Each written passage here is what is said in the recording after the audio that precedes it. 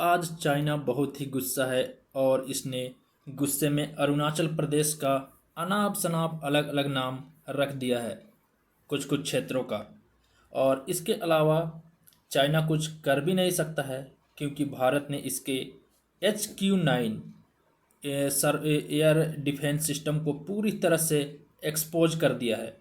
और इसके फेल्यूर को देखते हुए अब कोई भी देश इससे एयर डिफेंस सिस्टम HQ-9 लेने का सोचेगा भी नहीं।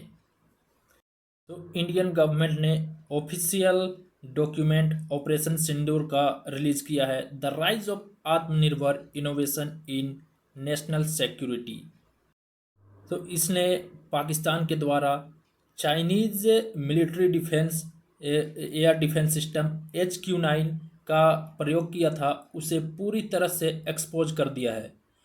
ऑपरेशन सिंदूर के दौरान इंडिया ने पाकिस्तान में Chinese supplied air defence system HQ-9 को इजीली बाईपास कर दिया और वहां पे मिसाइल्स दागे।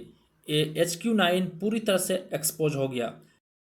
आपको पता होगा, चाइना ने भी रसिया से S-400 मिसाइल डिफेंस सिस्टम खरीद चुका है। और फ्यूचर में ये S-500 का डील भी रसिया से करेगा। तो इसमें कोई सरप्राइज होने वाली बात नहीं है, क्योंकि ये चाइनीज़ द्वारा self made HQ-9 missile system पूरी तरह से एक्सपोज हो गया है, पूरी तरह से फेल हो चुका है। और इंडियन एयरफोर्स ने मात्र 23 मिनट में चाइनीज़ एयर डिफेंस सिस्टम को क्रॉस करके पाकिस्तान में अलग अलग ठिकाने पर मिसाइल दागने में सक्षम रहा। इंडिया की बात करें तो इंडिया ने S-400 अपने लॉन्ग रेंज डिफेंस सिस्टम के लिए लगा कर रखा है, और इसके साथ साथ short range surface to air missile Akash से, जो कि इंडिया का सेल्फ मेड डिफेंस सिस्टम है, 120 किलोमीटर तक के लिए वो लगा कर रखा है। आपको ये जानकर हैरानी नहीं होगी, और ये साफ साफ हमारे ऑफिशियल डॉक्यूमेंट में लिखा है कि Indian air force bypassed and jammed Pakistan Chinese defence system in just 23 minutes. HQ-9 air defence system को मात्र 23 मिनट में हमारे मिसाइल सुकोई ने पूरी तरह से जैम कर दिया।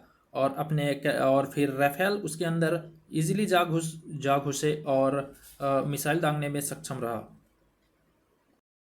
Chinese HQ-9 missile defence system को ऐसा एक्सपोज किया गया है कि फ्यूचर में आने वाले टाइम में कोई भी देश चाइना से HQ-9 डिफेंस सिस्टम नहीं खरीदने जा रहा है। और कर भी आपको आश्चर्य नहीं होगा कि चाइना खुद अपने HQ-9 डिफेंस मिसाइल सिस्टम पे भरोसा नहीं करते हैं, और उन्होंने खुद रसिया से S-400 मिसाइल डिफेंस सिस्टम खरीद कर रखा हुआ है। और अब S-500 मिसाइल डिफेंस सिस्टम की डील की बातें रसिया से चल रही है, और आने वाले समय में हो सके S-500 भी चाइना अपने डिफेंस सिस्टम को मजबूत करने के लिए ले सके। हमारे सुकोई 30 MK1 को अपग्रेड किया गया है, और इसमें काफ़ी नए नए फीचर्स ऐड किए गए हैं, जिसके कारण से ये HQ-9 डिफेंस सिस्टम, जो कि चाइना का है, जिसे पाकिस्तान को दिया गया था, उसे ब्लॉक करने में अब देखते हैं क्या S-400 मिसाइल डिफेंस सिस्टम को भी ब्लॉक किया जा सकता है या जैम किया जा सकता है। तो इससे रिलेटेड काफ़ी आर्टिकल्स हमें देखने को मिलते हैं। और रसिया, जो कि S-400 मैन्युफैक्चर किया है, वो क्लेम करता है कि इसका जैम जैम करना इम्पॉसिबल है। S-400 को ब्लॉक कभी नहीं किया जा सकता है, बट अमेरिका का कहना है कि उनके पास ऐसी टेक्नोलॉजी है जो कि S-400 मिसाइल डिफेंस सिस्टम को भी ब्लॉक कर सकता है। इसकी क्या सच्चाई है, इसके बारे में अभी कोई ऑफिशियल जानकारी नहीं है।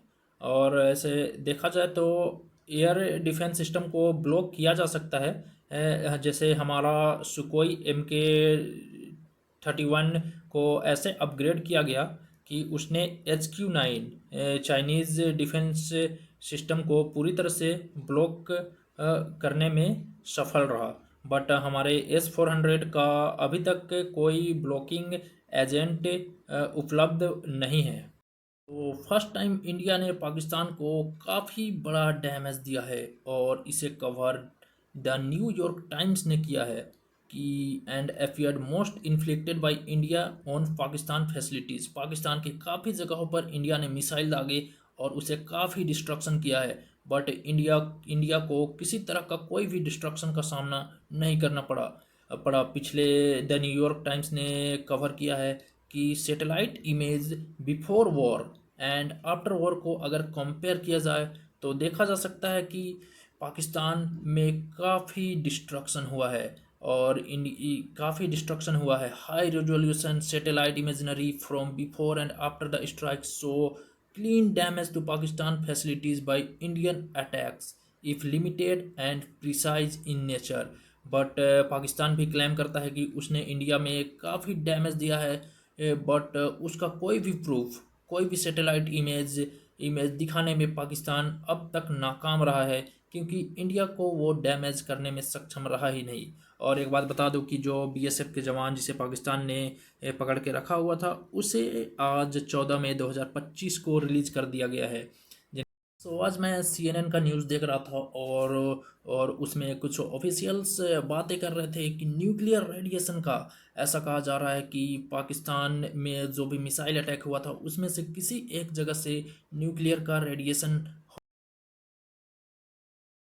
Finally, the United States realized that it had to get involved. That something happened, and all of this moved so quickly. So this entire conflict has basically lasted about 4 days.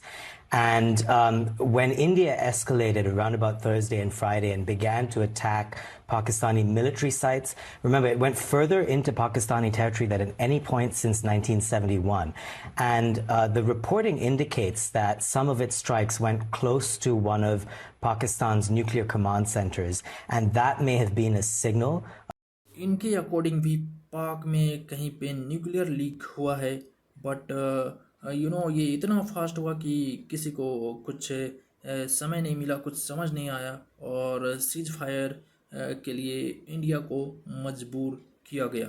But let's see अभी आने वाले कुछ दिनों में इससे related official जानकारी ही हमारे पास आएगी और डॉक्यूमेंट इससे रिलेटेड कुछ रिलीज होती है तो इसके बारे में हमें सटीक जानकारी मिलने वाली है। ये पता होगा कि एवरी ईयर एक म्यूचुअल कंसेंट से इंडिया और पाक एवरी ईयर अपने अपने एरिया में कहाँ कहाँ न्यूक्लियर स्टेशंस हैं, कहाँ कहाँ न्यूक्लियर स्टोरेज है, इसका डाटा एक दूसरे से एक्सचेंज करते हैं, एक दूसरे से शेयर करते हैं। बट इसलिए इंडिया को पाक के बारे में पूरी तरह से जानकारी है कि उसका न्यूक्लियर कहाँ रखा हुआ है। साथ में पाक को भी इंडिया के बारे में काफ़ी जानकारी होगी कि इंडिया के न्यूक्स कहाँ पे इंस्टॉल किए गए हैं, कहाँ पे रखे हुए हैं। बट ये ऑपरेशन सिंदूर ने पाकिस्तान को उसकी असली औकात दिखा दी कि इंडिया क्या कर सकता है। और आपको अगर समय मिलता है तो आप ज़रूर ये ऑफिशियल डॉक्यूमेंट पढ़ें, इससे आपको ऑपरेशन सिंदूर के बारे में काफ़ी जानकारी मिलेगी। साथ ही हमारे मिसाइल डिफेंस सिस्टम, हमारे स्ट्राइकिंग एबिलिटी, उसके प्रोसीजर के बारे में भी काफ़ी जानकारी मिलेगी।